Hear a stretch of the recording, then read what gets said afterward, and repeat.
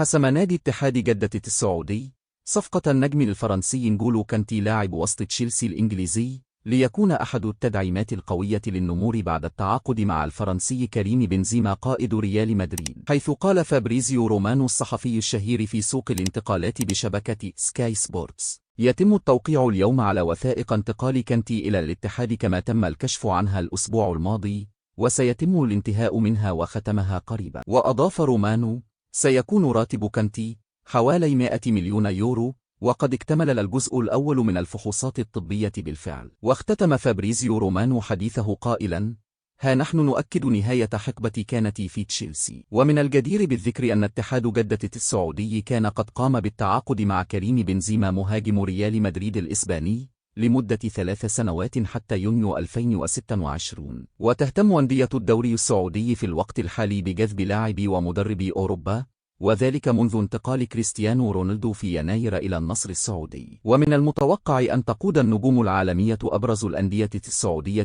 خلال الموسم المقبل، خصوصا بعد نقل ملكية أندية النصر والهلال والاتحاد والأهلي إلى صندوق الاستثمارات العامة.